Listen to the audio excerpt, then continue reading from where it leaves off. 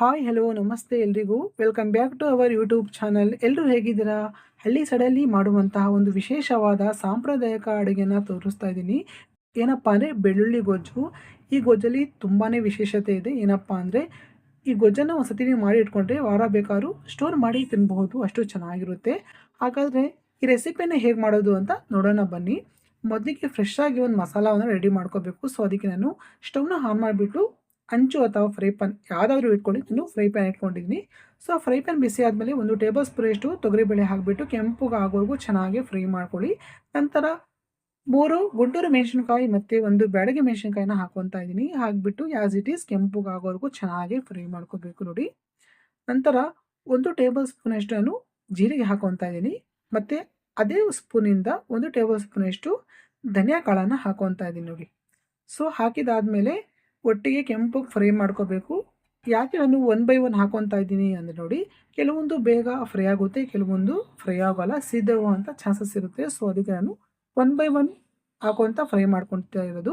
ಎಣ್ಣೆ ಹಾಕುವಂಥ ಅವಶ್ಯಕತೆ ಏನಿಲ್ಲ. ಸೊ ಡ್ರೈ ಆಗಿ ಫ್ರೈ ಮಾಡ್ಕೊಳ್ಳಿ. ಸೊ ನೋಡಿ ಕೆಂಪಗೆ ಆಗ್ತಾ ಇದೆ ಅನ್ಬೇಕಾದ್ರೆ ಸ್ಟವ್ನ ಆಫ್ ಮಾಡಿಬಿಟ್ಟು ತಣ್ಣಗೆ ಹಾಕಲಿಕ್ಕೆ ಬಿಡಿ. ನಂತರ ನೋಡಿ ಸ್ಟವ್ನ ಆನ್ ಮಾಡಿಬಿಟ್ಟು ಡೀಪ್ ಆಗಿರುವಂಥ ಈ ಥರ ಅಗಲವಾಗಿರುವಂತಹ ಪಾತ್ರೆನ ಇಟ್ಕೊಳ್ಳಿ. ಪಾತ್ರೆಗೆ ಒಂದು 50 ml ಅಷ್ಟು ನಾನು ಅಡುಗೆ ಎಣ್ಣೆ ಹಾಕ್ಕೊತಾ ಇದ್ದೀನಿ. ಎಣ್ಣೆ ಬಿಸಿ ಆದಮೇಲೆ ಒಂದು ಅರ್ಧ ಟೀ ಸ್ಪೂನಷ್ಟು ಸಾಸಿವೆನ ಹಾಕೋಬೇಕು. ಸಾಸಿವೆ ಚಟಪಟ ಅಂದಾಗ ಒಂದು 1/4 ಟೀ ಸ್ಪೂನಷ್ಟು ಮೆಂತ್ಯ ಕಾಳನ್ನು ಹಾಕೊಳ್ಳಿ. ಸೊ 2 ಚಟಪಟ ಅಂದಾಗ ದೊಡ್ಡ ಸೈಜಿನ 3 ಈರುಳ್ಳಿ ಸ್ಲೈಸ್ ಆಗಿ ಕಟ್ ಮಾಡಿಬಿಟ್ಟು ಹಾಕ್ಕೊತಾ ಇದ್ದೀನಿ. ಈರುಳ್ಳಿ ಹಾಕಿದಾದಮೇಲೆ 3ರಿಂದ 4 ನಿಮಿಷಗಳ ಕಾಲ ಚೆನ್ನಾಗಿ ಕೈ ಬಿಡದೆ ಫ್ರೈ ಮಾಡ್ಕೋಬೇಕು. ನಂತರ ತುಂಬಾ ಸಾಫ್ಟ್ ಆಗಬೇಕು, ಅಲ್ಲಿವರೆಗೂ ಫ್ರೈ ಮಾಡ್ಕೊಳ್ಳಿ. ಸುಮಾರಾದ ಅಡುಗೆ ಆಗಲಿ ನಾವು ಪ್ರೀತಿಯಿಂದ ಮಾಡಿದಾಗ ತುಂಬ ಚೆನ್ನಾಗಿ ರುಚಿ ಹೆಚ್ಚಿಸುತ್ತೆ, ಜೊತೆಗೆ ಅಡುಗೆ ಕೂಡ ತುಂಬ ಚೆನ್ನಾಗಾಗುತ್ತೆ. ನೆಕ್ಸ್ಟ್ ನೋಡಿ, 1 ಕಡ್ಡಿಯಷ್ಟು ಕರಿಬೇವಿನ ಸೊಪ್ಪನ್ನು ನಾನು ವಾಶ್ ಮಾಡಿಬಿಟ್ಟು ಹಾಕ್ಕೊತಾ ಇದ್ದೀನಿ. ಇದು ಒಣ ಕರಿಬೇವಿನ ಸೊಪ್ಪು. ನೀವು ಒಣ ಇಲ್ಲ ಅಥವಾ ಹಸಿ ಇದೆ ಅಂದರೆ ನೀವು ಹಸಿ ಹಾಕ್ಕೊಳ್ಳಿ, ಇನ್ನೂ ಚೆನ್ನಾಗಿರುತ್ತೆ. ಹಾಕಿದಾದಮೇಲೆ ಆ್ಯಸ್ ಇಟ್ ಈಸ್ 2 ನಿಮಿಷಗಳ ಕಾಲ ಫ್ರೈ ಮಾಡ್ಕೊಳ್ಳಿ. ನಂತರ 2 ಒಣ ಮೆಣಸಿನ್ಕಾಯಿ ನಾನು ಹಾಕ್ಕೊತಾ ಇದ್ದೀನಿ ನೋಡಿ. ಒಣ ಮೆಣಸಿನ್ಕಾಯಿನ ಹಾಕಿದಾದಮೇಲೆ ಆ್ಯಸ್ ಇಟ್ ಈಸ್ ಚೆನ್ನಾಗಿ ಬಾಡಿಸ್ಕೋಬೇಕು. ಆ ನಂತರ 1 ಗಡ್ಡೆಯಷ್ಟು ನಾನು ಬೆಳ್ಳುಳ್ಳಿಯನ್ನು ಸಿಪ್ಪೆ ಎಲ್ಲ ಸುಲಿದ್ಬಿಟ್ಟು ಜಜ್ಜಿ ಹಾಕ್ಕೊತಾ ಇದ್ದೀನಿ. ಡೈರೆಕ್ಟ್ ಹಾಕಲಿಕ್ಕೆ ಹೋಗಬಾರ್ದು, ಪಟ್ ಅಂತ ಸಿಡಿಯುವಂಥ ಚಾನ್ಸಸ್ ಇರುತ್ತೆ. ಸೊ ಅದಕ್ಕೆ ನಾನು ಜಜ್ಜಿಬಿಟ್ಟು ಹಾಕ್ಕೊಂಡಿದ್ದೀನಿ. ಹಾಕಿದಾದಮೇಲೆ ನೋಡಿ, ಇದು ಬೆಳ್ಳುಳ್ಳಿ ಕೆಂಪಗಾಗಬೇಕು, ಅಲ್ಲಿವರೆಗೂ ಫ್ರೈ ಮಾಡ್ಕೋಬೇಕು. ಓಕೆನಾ? ಈ ಅಡುಗೆ ಮಾತ್ರ ಸಖತ್ತಾಗಿರುತ್ತೆ.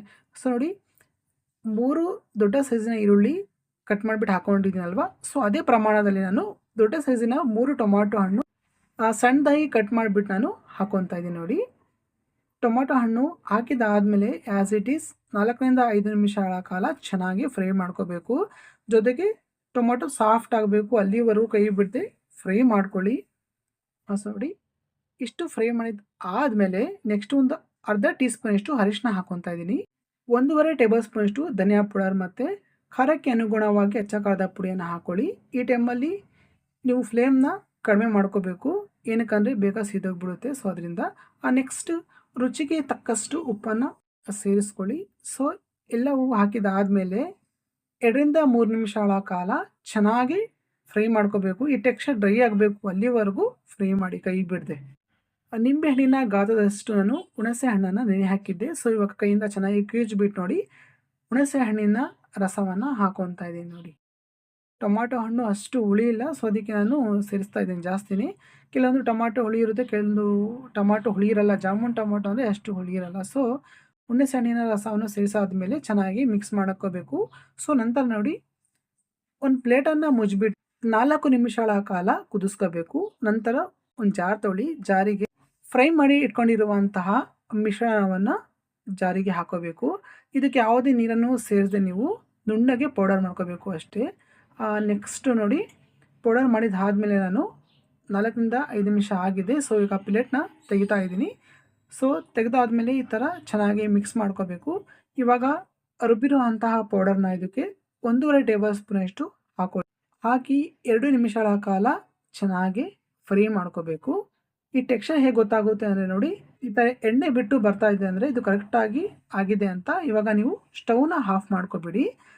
ನೋಡಿ, ಏನಾದರೂ ಅನ್ನ ಮಿಕ್ಕಿದಾಗ ರಾತ್ರಿ ಮಾಡ್ತಿರೋವಲ್ವ, ಆ ಟೈಮಲ್ಲಿ ಮಿಕ್ಕುತ್ತೆ. ಆ ಟೈಮಲ್ಲಿ ನೋಡಿ, 1 ಚಮಚದಷ್ಟು ಬೆಳ್ಳುಳ್ಳಿ ಗೊಜ್ಜನ್ನ ಹಾಕಿಬಿಟ್ಟು ಕಲಿಸಿ ತಿನ್ನಿ, ತುಂಬಾ ಚೆನ್ನಾಗಿರುತ್ತೆ ಮಾತ್ರ ಇದು. ತಿಂಡಿಗೂ ಮಾಡ್ಕೋಬಹುದು ಅಥವಾ ಮಧ್ಯಾಹ್ನದ ಲಂಚ್‌ಗೂ ಮಾಡ್ಕೋಬಹುದು. ತುಂಬಾನೇ ಚೆನ್ನಾಗಿರುತ್ತೆ.